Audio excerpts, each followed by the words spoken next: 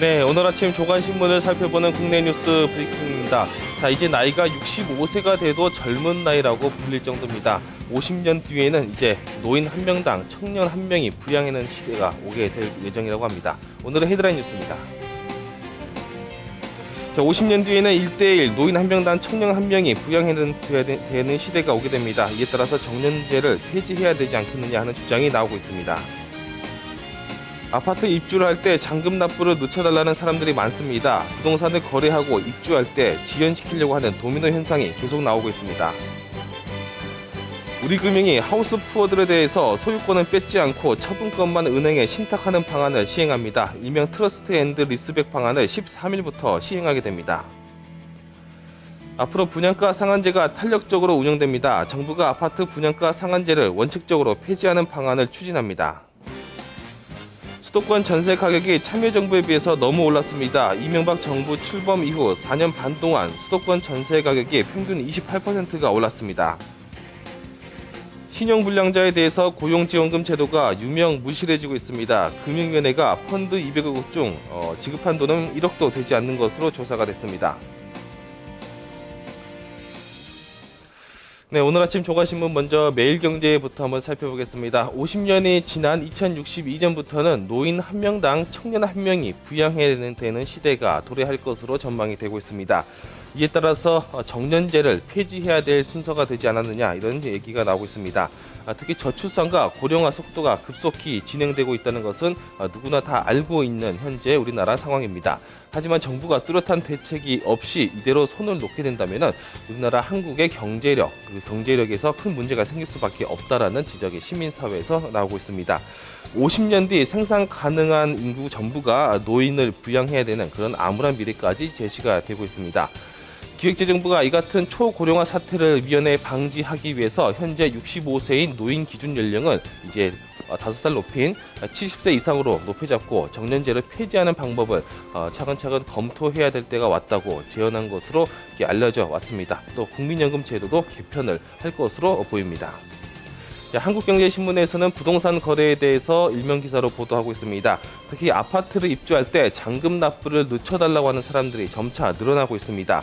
아파트에 거래를 하고 또 입주를 하는 데 있어서 하루하루 지연시키게 되는 그런 도미노 현상이 나타나고 있습니다. 왜냐하면 취득세를 감면하는 취득세 감면을 적용하는 시점이 불투명해졌고 이에 따라서 주택시장이 매우 혼란스러워졌기 때문으로 분석이 됩니다. 일단 취득세를 감면받게 되면 몇백만 원 정도 세금을 감면받게 되는데 관련법이 처리될 때까지 계약을 어떻게든 연기해 보려고 하는 사람들이 늘어나고 있는 것입니다. 분양을 앞둔 건설사들도 이에 따라서 일정의 큰 고심을 겪고 있습니다. 정부가 취득세 50%를 감면해주겠다라는 정책, 이에 따라서 미분양 주택이 양도소득세를 5년간 면제를 받게 되는 그런 핵심적인 정책인데 이렇게 주택거래를 활성화하겠다고 발표를 했지만은 적용 시점이 전혀 명확하지 않습니다.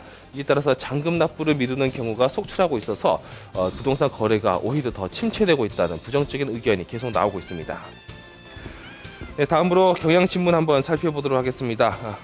네, 조선일보입니다. 자, 우리금융지주 같은 경우가 하우스푸어족을 대상으로 소유권은 뺏지 않고 처분권만 은행에 양도하는 방안을 추진할 예정이라고 합니다.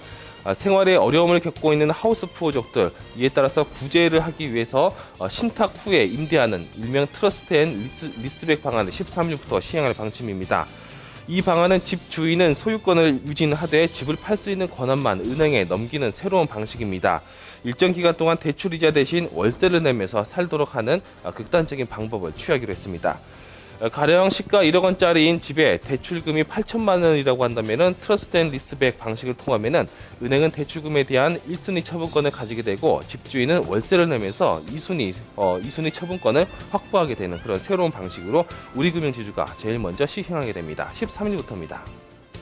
자, 경향신문도 마찬가지로 부동산과 아파트 시장에 대해서 분석하는 내용으로 일면기사를 전하고 있습니다. 자, 분양가 상한제가 이제 탄력적으로 운영될 예정으로 보입니다.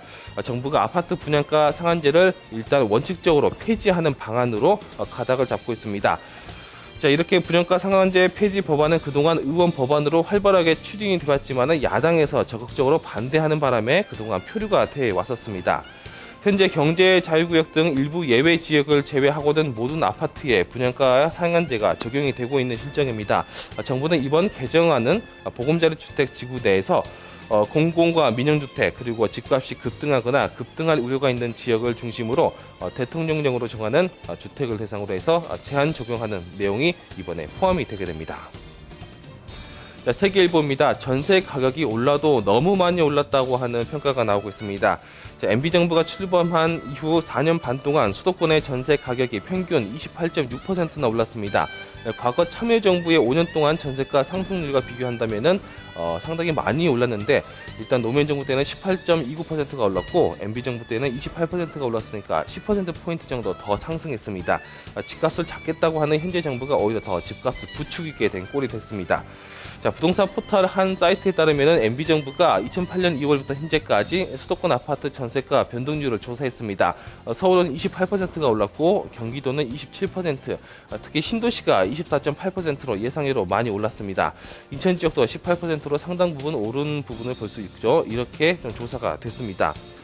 참여정부 때 전세가 상승률이 상당히 높았던 신도시 같은 경우는 MB정부 들어서 좀 많이 줄어든 효과가 있었습니다. 하지만은 경부 고속도로와 가까운 동탄 신도시 이런 지역들 같은 경우는 무려 111%나 올라서 집값이 참 무서울 정도로 올랐다는 그런 평가를 받고 있습니다. 자, 한겨레 신문 마지막으로 보겠습니다. 신용불량자들에게 고용지원금을 주겠다는 제도가 사실상 유명무실을 해주고 있다는 지적입니다. 금융위원회가 펀드를 200억 원이나 조성해서 이들을 돕겠다고 나섰지만은 지급한 돈은 단 1억 원도 되지 않는 것으로 나타났습니다. 199억 원이 사실상 놀고 있는 돈입니다. 12만 7천 건의 고용을 알선하겠다고 했지만은 실제로 취업에 성공한 사람들은 2,300명밖에 되지 않습니다. 10분의 1도 되지 않는 사람들이 취업을 하게 되고 나머지는 사실상 다 실패하는 것입니다. 개인 워크아웃이 또 실패하는 비율이 더 늘어나게 됐습니다. 6년째 전혀 줄어들지 않고 취업 부분, 실업 부분이 전혀 해결되지 않고 있었습니다. 경기 침체의 골이 점차 깊어지면서 개인들의 워크아웃 비율도 점차 늘어나고 있지만은 정부는 전혀 손을 대지 못하고 있는 상황까지 왔습니다. 자, 금융위원회가 취업지원펀드에서 지난 2년 동안 지원된 보조금 전체 금액의 0.5%에도 미치지 못하는 달랑 9천만 원 정도 이렇게 지원을 했던 것으로 보입니다. 지금까지 12만 7천여 건의 취업 알선이 이루어졌지만은 실제 일자리를 얻어서 취업에 성공한 사람은 2,300명밖에 되지 않아서 사실상 금융위원회의 신용불량자 구제책이 F학점을 받았습니다. 지금까지 국내 뉴스 브리핑이었습니다.